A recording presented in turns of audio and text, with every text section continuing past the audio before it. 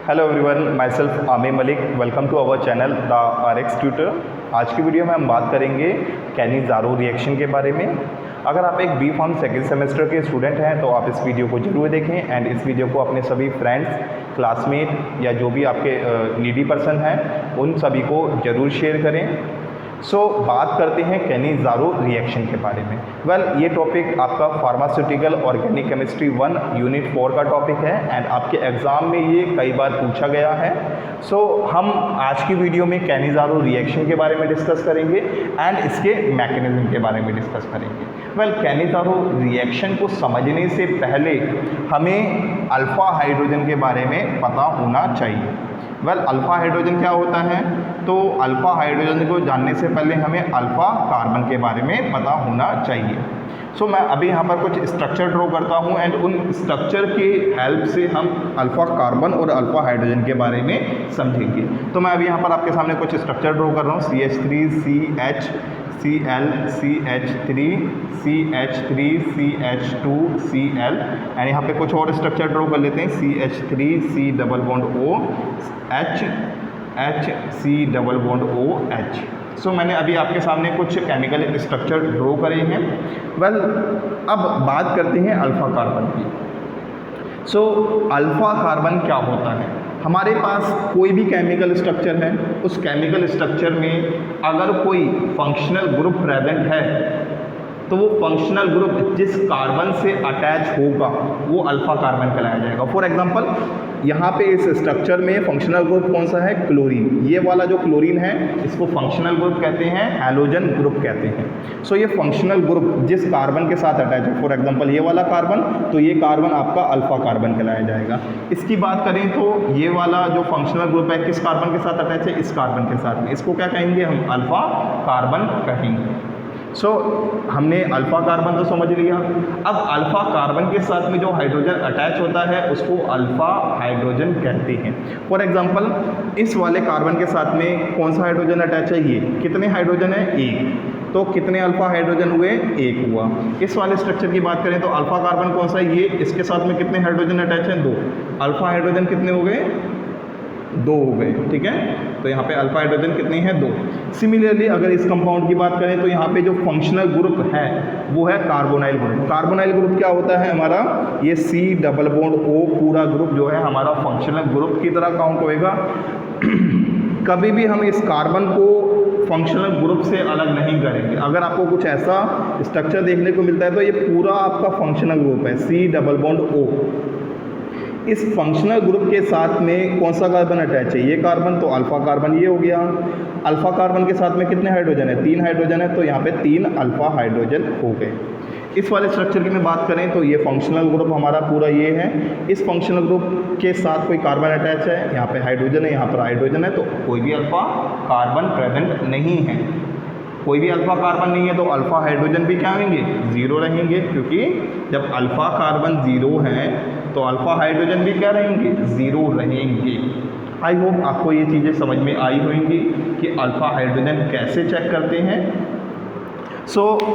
इसको मैं रब कर देता हूँ। अब बात करते हैं कैनिज़ारो रिएक्शन के बारे में।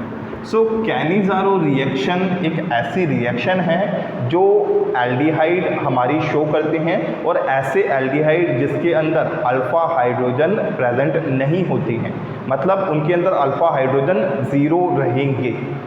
ऐसे एल्डिहाइड कैनिज़ारो रिएक्शन शो करते हैं। तो मैंने यहाँ पे जो एल्डिहाइड लिया है इसके अंदर क्या है? अल्फ़ा हाइड्रोजन प्रेजेंट नहीं है। यहाँ पे जो एल्डिहाइड लिया है इसके अंदर भी अल्फ़ा हाइड्रोजन प्रेजेंट नहीं है। ऐसे जो हमारे कंपाउंड होते हैं, एक मिनट, ऐसे जो कंपाउंड होते हैं उनको हम क्या कहते हैं? ऐसे एल्डिहाइड जिसके अंदर अल्फ़ा हाइड्रोजन नहीं है वो कैनिज़ारो रिएक्शन शो करते हैं। तो कैनिज़ारो रिएक्शन में हम क्या करेंगे? दो एक जैसे एल्डिहाइड को आपस में रिएक्ट कराएंगे जिनके अंदर अल्फ़ा हाइड्रोजन प्रेजेंट नहीं रहेगा। In the presence of base और हीट करेंगे तो हमें कुछ कंपाउंड मिलेगा जो कि एक अल्कोहल रहेगा और एक कार्बोक्सिलिक सॉल्ट रहेगा। तो ये तो होगी कैनिज़ारो रिएक्शन। इसी तरीके से एक क्लोज्ड कैनिज़ारो रिएक्शन होती है जिसमें हम क्या करते हैं, दो अलग अलग एल्डिहाइड वो आपस में रिएक्ट करेंगे। ये एक अलग एल्डिहाइड होएगा, ये एक अलग एल्डिहाइड होएगा, जो कि हमारा क्लोज्ड कैनिज़ारो रिएक्शन कहलाया जाएगा। अब यहाँ पर हम क्या करें, कैनिज़ारो रिएक्शन की बात कर रहे हैं, तो यहाँ पे मैंने सेम एक जैसे एल्डिहाइड लिए हैं जिसमें अल्फा हाइड्रोजन प्रेजेंट नहीं है। तो रिएक्शन में जो प्रोडक्ट मिलेगा मुझे एक अल्कोहल मिलेगा, एक कार्बोक्सिलिक सॉल्ट मिलेगा। तो ये तो हो गई रिएक्शन। अब बात करते हैं इसके मैकेनिज्म के बारे में। सो मैकेनिज्म हेडिंग डालते हैं मैकेनिज्म। सो मैकेनिज्म की बात करें तो मैकेनिज्म इसका जो है 2 स्टेप का है। स्टेप 1 में क्या होगा, attack of OH negative ion. For example मैं यहाँ पे बेस जो है ना, बेस को NaOH ले लेता हूँ, ठीक है। बेस मैंने क्या करा, यहाँ पे NaOH ले लिया, ठीक है।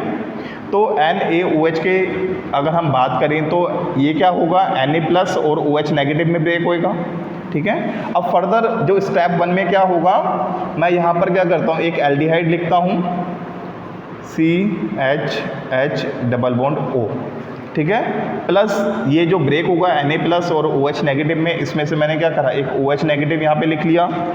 देन अब क्या होगा, ये OH इस कार्बन को अटैक करेगा, ये OH जो है इस कार्बन को अटैक करेगा। तो जब ये अटैक करेगा तो इलेक्ट्रोमैग्नेटिक इफेक्ट की वजह से क्या होगा, ये वाला बॉन्ड टूटेगा। अब ये बॉन्ड जब टूटेगा तो ऑक्सीजन के ऊपर एक नेगेटिव चार्ज आ जाएगा, यहाँ से बॉन्ड टूटा, ऑक्सीजन के ऊपर नेगेटिव, कार्बन के ऊपर पॉजिटिव।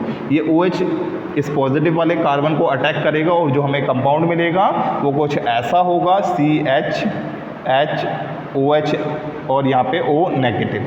तो हमें कुछ ऐसा कंपाउंड मिल रहा है। अब आपको एग्जाम में कैसा लिखना है मैं उस तरीके से यहाँ पे ड्रॉ कर देता हूँ। ये हम एरो दिखाएंगे। एरो क्या रिप्रेजेंट कर रहा है कि ऑक्सीजन और कार्बन के बीच में जो डबल बॉन्ड था वो टूटा है। अब ये तो हमें प्रोडक्ट मिल गया या इंटरमीडिएट मिला स्टेप 1 का। मैं इसको फर्दर लाइन से इसको सेपरेट कर देता हूँ। अब नेक्स्ट स्टेप की बात करें, स्टेप 2 जो है हमारा वो रहेगा हाइड्राइड ट्रांसफ़र। सो हाइड्राइड ट्रांसफ़र की बात करें तो यहाँ पे हाइड्रोजन का ट्रांसफ़र होएगा, ठीक है। तो सबसे पहले तो ये जो कंपाउंड है मैं इसको यहाँ पर लिखता हूँ CHOH एंड यहाँ पे O नेगेटिव। जो ये कंपाउंड फॉर्म हुआ था फर्स्ट स्टेप के अंदर उसको मैंने यहाँ लिखा, एंड जो बचा हुआ एल्डिहाइड था इसको मैं यहाँ लिखता हूँ plus HC double bond OH, ठीक है। यहाँ तक तो कोई कन्फ्यूज़न नहीं है। अब स्टेप 2 जो है ना, यहाँ पर एक साथ कई सारे बॉन्ड टूटेंगे, कई सारे बॉन्ड फॉर्म होंगे एंड कई सारे इलेक्ट्रॉन्स मूव करेंगे। तो ये स्टेप थोड़ा सा कॉम्प्लिकेटेड है। मैं कोशिश करूँगा कि इसको मल्टीपल स्टेप में समझाने की कोशिश करूँ, तो ध्यान से इस स्टेप को समझना है। मैं अभी भी बोल रहा हूँ ये स्टेप थोड़ा सा कॉम्प्लिकेटेड है, एक साथ कई सारी चीज़ें होंगी तो थोड़ा सा ये कॉम्प्लिकेटेड बन जाएगा। तो ध्यान से सुनना है तो आपको ये चीज़ें बहुत आसानी से समझ में आएंगी। तो सबसे पहले तो क्या होगा, ये कार्बन और हाइड्रोजन के बीच में जो है बॉन्ड टूटेगा। बॉन्ड टूटने की वजह से क्या होगा, हाइड्रोजन अपने पास इलेक्ट्रॉन को रखेगा। तो ये बॉन्ड टूटा, बॉन्ड टूटने की वजह के हाइड्रोजन के ऊपर इलेक्ट्रॉन आ गया, हाइड्रोजन के ऊपर नेगेटिव चार्ज आ गया, कार्बन के ऊपर पॉजिटिव चार्ज आ गया। आई होप आपको ये स्टेप समझ में आया होगा। कार्बन और हाइड्रोजन के बीच में जो बॉन्ड था वो बॉन्ड टूटा और हाइड्रोजन ने इलेक्ट्रॉन्स को रख लिया, ठीक है, जिसकी वजह से हाइड्रोजन के ऊपर नेगेटिव चार्ज आ गया। तो इसको हम कैसे शो करेंगे, हम यहाँ पे इसको कैसे शो करना है, इस एरो से। ये एरो क्या शो कर रहा है कि ये हाइड्रोजन ने इलेक्ट्रॉन्स रख लिए। तो फर्दर क्या होगा, इस एरो के बाद जो हमारा ये वाला कंपाउंड है इसमें क्या फॉर्म होगा, CO नेगेटिव हाइड्रोजन OH, ठीक है। अभी तक हमारे पास ये था, कार्बन के ऊपर पॉजिटिव चार्ज आ गया और ये H नेगेटिव आ गया, ठीक है, प्लस H नेगेटिव प्लस ये वाला कंपाउंड एज इट इज़ लिखते हैं। अच्छा, इसको मैं जो है ना CH2 डबल बॉन्ड O ऐसे लिख सकता हूँ, CH2 डबल बॉन्ड O, ठीक है। यहाँ पर क्या करा, कार्बन था, कार्बन के साथ में 2 हाइड्रोजन थे, उसको मैंने CH2 लिख दिया और डबल बॉन्ड से ऑक्सीजन शो कर दिया। ठीक है, यहाँ मेरे ख्याल से कोई कन्फ्यूज़न नहीं होनी चाहिए। अब ये हाइड्रोजन क्या करेगा, इस वाले कार्बन पे अटैक करेगा, ये हाइड्रोजन इस वाले कार्बन पे अटैक करेगा। अब जब नेगेटिव चार्ज वाला कोई भी एटम या मॉलिक्यूल इसको अटैक करता है कार्बन को, तो इसमें ऑक्सीजन और कार्बन के बीच में डबल बॉन्ड टूटता है, जो कि हम स्टेप 1 में देख चुके हैं। स्टेप 1 में एक नेगेटिव स्पीशीज़ इस कार्बन को अटैक करती है, तो ये बॉन्ड टूटता है, ऑक्सीजन के ऊपर नेगेटिव चार्ज आता है। वही चीज़ यहाँ पर रिपीट हो रही है, ये हाइड्रोजन क्या करेगा, इस कार्बन पे अटैक करेगा और ये बॉन्ड टूटेगा। बॉन्ड टूटने की वजह से क्या होगा, ऑक्सीजन के ऊपर एक नेगेटिव चार्ज आ जाएगा और ये हाइड्रोजन जो है इस कार्बन के साथ में बॉन्ड बना देगा। जैसा कि इस कार्बन के साथ में OH ने बॉन्ड बनाया, इसी तरीके से हाइड्रोजन भी इसके साथ में एक बॉन्ड बना देगा। आई होप आपको ये चीज़ें समझ में आई होंगी। फर्दर इसको मैं ड्रॉ करता हूँ यहाँ पर, एंड ये वाले कंपाउंड की अभी बात करते हैं। CH, एक हाइड्रोजन और आ गया, तो CH3 और O नेगेटिव। सो ये जो है हमारा ये वाले कंपाउंड की बात हो गई। अब इस वाले कंपाउंड पर वापस आते हैं। इस वाले कंपाउंड पे क्या होगा, ऑक्सीजन के पास एक एक्स्ट्रा इलेक्ट्रॉन था, तभी उसके ऊपर नेगेटिव चार्ज आया है। कार्बन के पास एक इलेक्ट्रॉन की कमी है, तभी उसके पास पॉजिटिव चार्ज आया। तो ऑक्सीजन क्या करेगा, अपना एक इलेक्ट्रॉन इस कार्बन को डोनेट कर देगा, जिसकी वजह से कार्बन का पॉजिटिव चार्ज स्टेबल, ऑक्सीजन का नेगेटिव चार्ज स्टेबल, और दोनों क्या करेंगे, आपस में बॉन्डिंग कर लेंगे।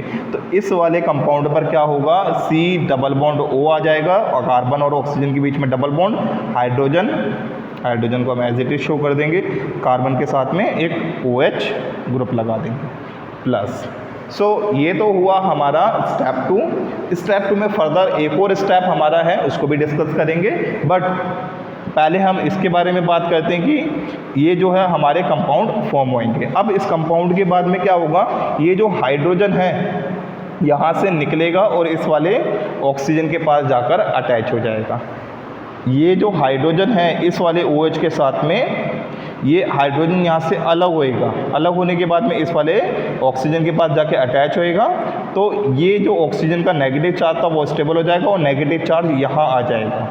ठीक है, तो जो फर्दर कंपाउंड फॉर्म होंगे हमारे, मैं इसको थोड़ा सा स्पेस की दिक्कत है तो ध्यान से समझना। मैं इस कंपाउंड को यहाँ पे पहले लिख देता हूँ, CH OH ग्रुप लगा दिया मैंने यहाँ पे, इसको O नेगेटिव से रिप्रेजेंट करेंगे। और चलो इसको मैं अच्छे से ही ड्रॉ करता हूँ। फर्दर इसको लाइन से ड्रॉ करते हैं। अब देखो ये वाला ऑक्सीजन क्या कर रहा है, इस वाले के हाइड्रोजन को अपनी ओर खींच रहा है। तो यहाँ से हाइड्रोजन अलग होएगा, इस वाले ऑक्सीजन के पास जाके अटैच होएगा, ऑक्सीजन के ऊपर नेगेटिव चार्ज आ जाएगा। तो अब मैं ये जो 2 कंपाउंड फाइनल वाले प्रोडक्ट फॉर्म होंगे इसको यहाँ लिख देता हूँ। तो पहले इस वाले को लिखते हैं, C double bond O hydrogen, और यहाँ पे क्या होगा, O नेगेटिव आ जाएगा, प्लस CH3 ऑक्सीजन के ऊपर नेगेटिव था, हाइड्रोजन वहाँ जाके अटैच हो गया तो OH आ गया। तो ये कुछ कंपाउंड हमारे सामने फॉर्म होएगा।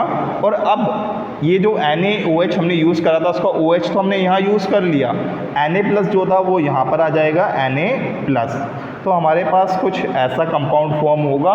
अब हम कंपेयर करते हैं कि जो कंपाउंड हमने यहाँ बनाया क्या वो सेम कंपाउंड यहाँ पर बने हैं। तो एक तो हमारे पास में CH3OH ग्रुप बन रहा है, तो ये कंपाउंड तो ठीक बन रहा है। इसकी बात करें तो कार्बन एक हाइड्रोजन के साथ अटैच है, कार्बन एक हाइड्रोजन के साथ अटैच है, एक डबल बॉन्ड ऑक्सीजन, एक डबल बॉन्ड ऑक्सीजन, एक सिंगल बॉन्ड ऑक्सीजन नेगेटिव, एक सिंगल बॉन्ड ऑक्सीजन नेगेटिव, और Na+। ठीक है, तो जो कंपाउंड हम रिएक्शन में देख पा रहे थे फॉर्म हो रहा था एज अ प्रोडक्ट, वही हमारा सेम मैकेनिज्म में हमने डिस्कस करा कि वो कंपाउंड कैसे फॉर्म हुआ है। आई होप आपको ये मैकेनिज्म समझ में आया होगा। एंड आप पहले तो उसका स्क्रीनशॉट ले लें जो भी रिएक्शन है, या इसको नोट कर लें। आई होप आपने इसका स्क्रीनशॉट और इसको अपनी नोटबुक में नोट कर लिया होगा। सो अगर आपने इस वीडियो से कुछ सीखा या आपको ये मैकेनिज़्म समझ में आया तो आप इस वीडियो को लाइक करें, कमेंट्स में अपने रिव्यूज़ शेयर करें कि आपको ये वीडियो कैसी लगी। एंड अगर आपकी कोई डाउट या क्वेरी है तो वो भी आप कमेंट्स में मेंशन करें। इस वीडियो को अपने सभी क्लासमेट, फ्रेंड्स या जो भी नीडी पर्सन हैं उन सभी के साथ ज़रूर शेयर करें। चैनल को सब्सक्राइब करें। मिलते हैं नेक्स्ट वीडियो में। Thanks for watching.